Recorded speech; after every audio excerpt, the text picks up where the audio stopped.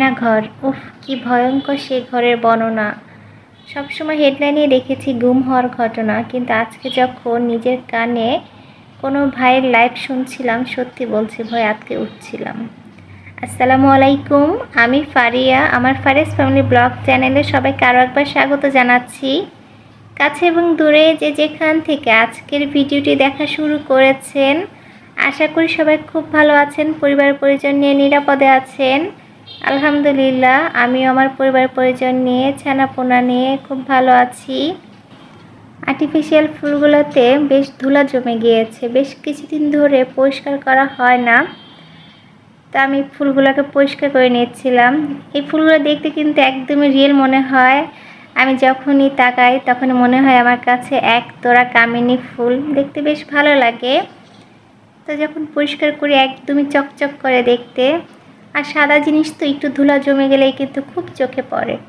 তো আমি চেষ্টা করি দু একদিন পর পরই পরিষ্কার করার জন্য। আর আজকে কিন্তু কোনো দুপুরে রান্নাবান্না আপনাদের সাথে শেয়ার করব না, কারণ আজকে কোনো দুপুরে রান্নাই করিনি। গতকালকে বেশি করে চিকেন রান্না করে নিয়েছিলাম, সেটাই আজকে দুপুরে খেয়েছি। আর ইদানিং কিন্তু আমার ছোট্ট ছানা চিকেন দিয়ে ভাত খায়, মাশাআল্লাহ আলহামদুলিল্লাহ, খুব ভালো লাগে। একদিকে তার বড় ভাই তো একদমই চিকেন খেতে চায় না, আজকে কিন্তু কোনো মাংস খেতে খুব একটা পছন্দ করে না, কিন্তু অন্যদিক দিয়ে কিন্তু আমার ছোট্ট ছানা চিকেন দিয়ে একটু একটু করে ভাত খায়, দেখে সত্যি ভীষণ ভালো লাগে। তো অনেক দিন ধরে কিন্তু বাসায় এক প্যাকেট লাচ্চা সেমাই ছিল, তো রান্না করব করে কিন্তু করাই হচ্ছিল না। তো ভাবলাম আজকে বিকালের জন্য একটু লাচ্চা সেমাই করি। তো আমি ঘিতে কিন্তু প্রথমে কাজু বাদাম, পেস্তা বাদাম, সাথে কিন্তু কিশমিশ ভেজে নিয়েছি। তার মধ্যে আবার লাচ্চা সেমাইটা আর একটু গাঢ় করে মানে কড়া করে ভেজে নিচ্ছিলাম, যেন একটু মচমচে হয় আর কালারটা সুন্দর আসে। তো লাচ্চা সেমাই তো দেখা যায় ভাজাই থাকে, তারপর আমি একটু ভেজে নিচ্ছিলাম, যে নতুন কড়াই আর একটু ভেজে নিই, ঘ্রাণটাও সুন্দর আসবে আর খেতেও ভালো লাগবে। আর পাশের চুলাতে আমি 1.5 লিটারের মতো গরুর দুধ নিয়েছি, তারই মধ্যে কিন্তু পরিমাণ মতো চিনি, তেজপাতা আর এলাচ দিয়েছি, একটু জাল করে ঘন করে নিচ্ছিলাম। তো শুরুতে যে কথাটা বলছিলাম আয়না ঘর, আমি আজকে সকালে এনামুল হক মনির সাহেব যে একটা লাইভ করেছিলেন, তার গুম হওয়ার ঘটনা বর্ণনা করেছিলেন। আমি তার পুরো 1.5 ঘন্টার মতো মনে হবে, ঠিক মনে নেই ভিডিওটা, তার ওয়াইফ সহ করেছিলেন।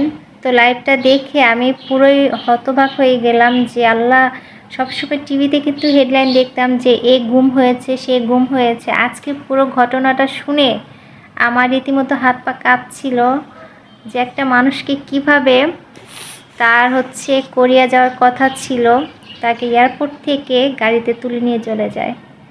আর আয়না ঘর নামক ঘরটা কতটা ভয়ঙ্কর সে বর্ণনা শুনছিলাম, সত্যি কতটা ভয়ঙ্কর, তাই না?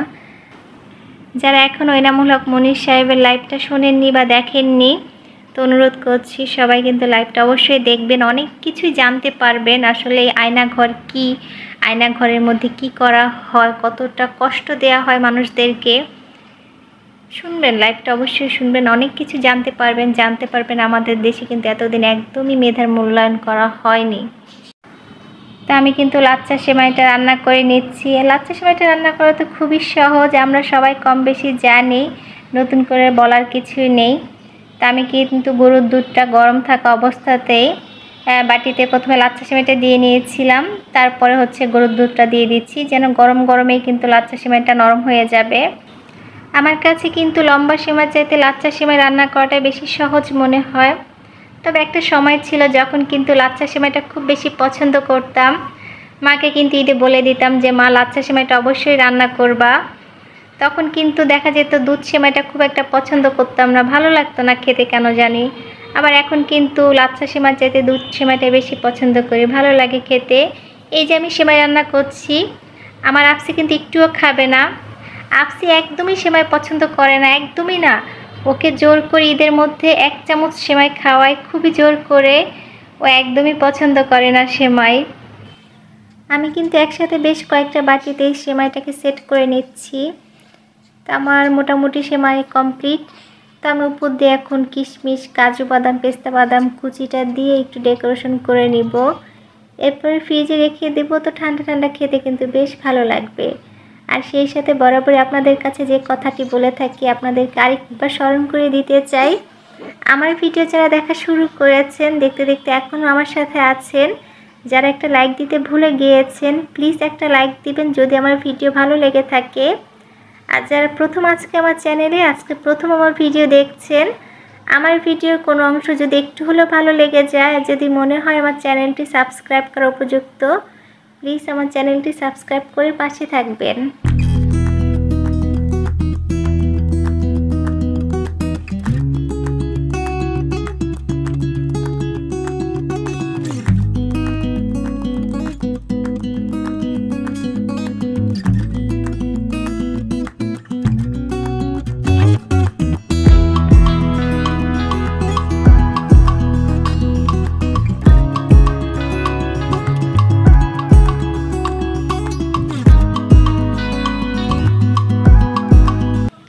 আমি আমার গত ভিডিওতে কিন্তু আমার প্রিয় এই জিনিসটা নিয়ে একটু ভিডিও শেয়ার করেছিলাম আপনাদের সাথে।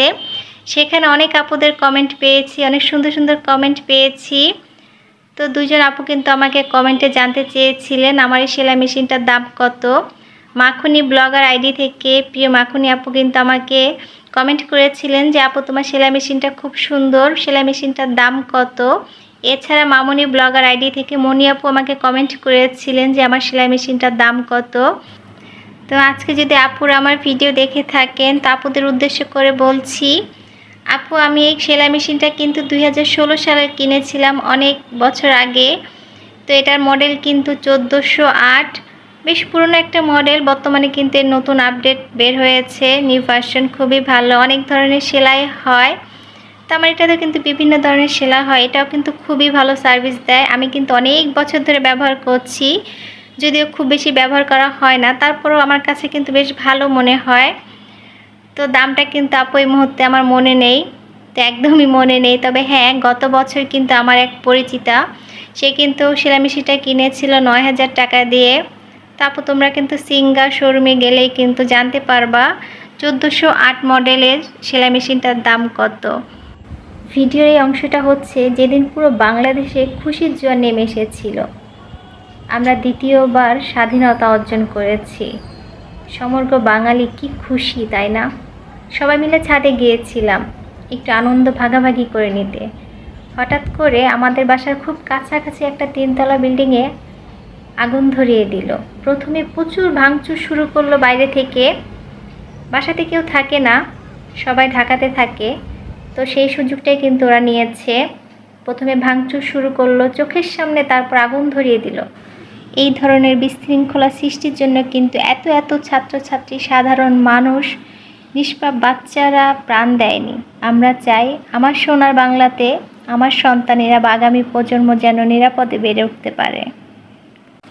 এতক্ষণ অনেক ধৈর্য নিয়ে আমার পুরো ব্লগটি দেখার জন্য সবাইকে অনেক ধন্যবাদ জানাচ্ছি। ফারিয়াস ফ্যামিলি ব্লগ চ্যানেল থেকে আমি ফারিয়া আমার নতুন আরও একটি ডেইলি ব্লগ দেখার আমন্ত্রণ জানাচ্ছি। সেই পর্যন্ত সবাই ভালো থাকবেন, নিরাপদে থাকবেন। আল্লাহ হাফেজ, আসসালামু আলাইকুম।